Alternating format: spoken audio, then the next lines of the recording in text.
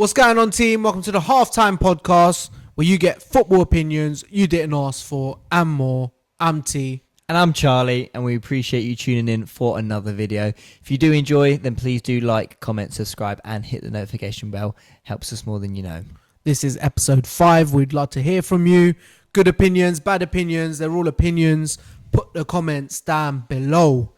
But without further ado, let's get into it.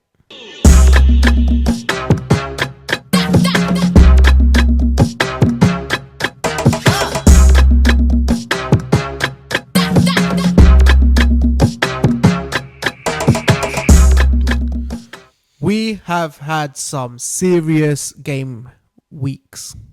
We missed one, so yeah, game weeks. Game weeks, yeah, plural, Saturday and midweek. Yeah, game week 28, game week 29. We're going to mainly focus on game week 29. But check out Charlie's vlog. Yeah, can we just bear in mind I may have had a drink or two or three. Or 9. I'm just in a 3-1 win. But you get to follow my journey of watching the mighty Arsenal.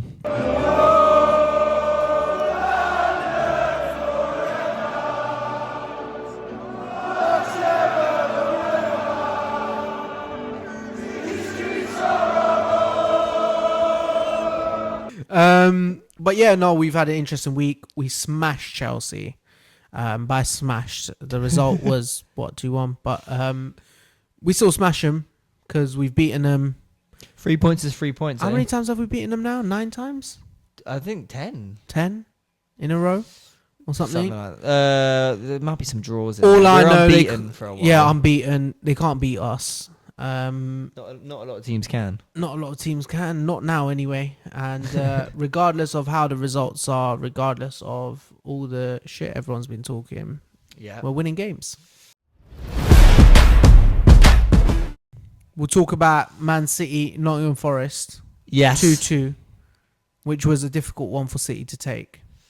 Rodri thought he scored the winner. Ultimately, if you take the lead twice against Nottingham Forest, or in any game really, you take the lead twice, if you're pushing for the title, you've got to win that game at home.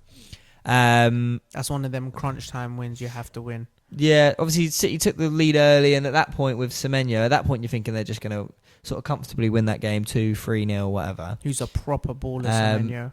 He is, and only Gyökeres has scored more goals than him in 2026 or something like that in the Premier League. So he's been really good. What was he going to say? Then one counter-attack from Nottingham Forest, Martinelli.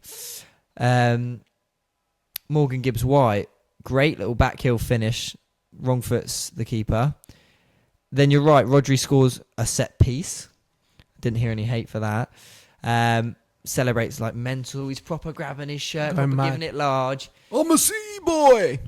Because, well, at that point you're thinking apparently it's a it's his massive last win. season, by the way.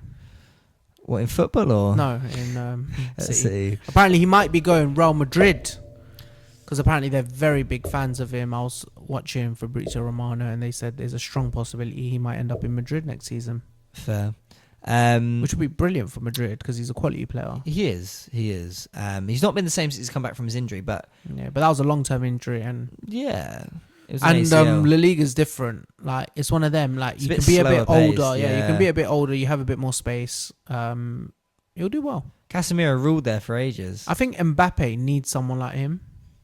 Yeah, well... Because, you know, like... Yeah, like, you know when you have someone deep that can start the build-up, but not only that, they can come forward, they can shoot, but also they can feed players with the position passing that they have, like Mbappe in behind.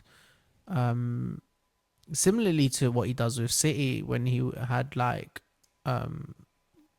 Sterling, Mahrez, you know, those sort of players around him. Yeah, he would just be the tactician in the middle. He would hold that midfield line, and he's a leader as well. So, and he has tons of experience. I think him in the middle with the caliber of players, Vinny, Mbappe, Arda Güler, Rodrigo's out for quite a long time, but he'll be back by the time, if that happens, Rodri's there. Yeah. Yeah, he has enough firepower to kind of get people through on goal. And I think that's what Real Madrid are missing, because they had informed Cruz, who was holding that midfield line, and then prime Cruz and stuff like that. And I'm not saying Rodri's still in his prime, but I think he's definitely still... He's still young. He's still got Still it. young enough. What is he, 31? No. What, So Rodri? quick VAR check right now. One You ready? moment later. A few moments later. 29. Oh, there you go. I wasn't far off. Mate, Yeah, he came to City at like 23, 24. Yeah. Obviously City take the lead, and then great goal by Anderson. Little 1-2 with, I think it was Hudson-Odoi. Yeah. And he just bent it into the far corner. And ultimately, great result for Forest. Mm-hmm. And great result for Arsenal. Bernardo Silva in his interview after the game came out and said basically every 50-50 decision in the Premier League this season has gone against them. Which I don't think is true, and it's not a good look to cry about refereeing decisions. Yeah, I know, especially when you're this deep into the season. And especially when you were twice leading against 17th or 18th in the league. In my opinion, I used to like Bernardo Silva. In my opinion, I've never liked him. You are washed. Like, you are so washed, and you're having one of the worst seasons of your life, to be honest. I'm even surprised Pep Guardiola is giving you this much game time. And, it's a bit, I don't know, like, it's just a bit salty. Like, just get it over with, play some good football, because you're shit. Like, genuinely. And I'm not saying that out of hate for City, because I even said Rodri is class. No, Rodri's class. And, they've Semenyo, I've complimented him, and Haaland's still the best striker in the world, in my opinion. So there's a lot of good things I have to say about City, but Bernardo Silva, you are terrible, mate. Like, right now, and I'm not saying your career at City was terrible or whatever, but right now, as of this season, you are shambles, mate. So you are the last person that can talk.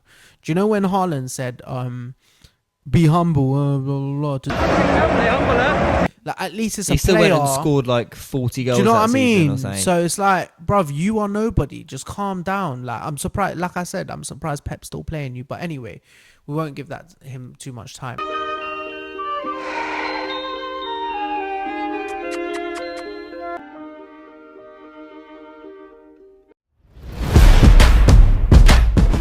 Moving on to the most important game, the one that everyone cares about of the season. Yeah. And guess who's back?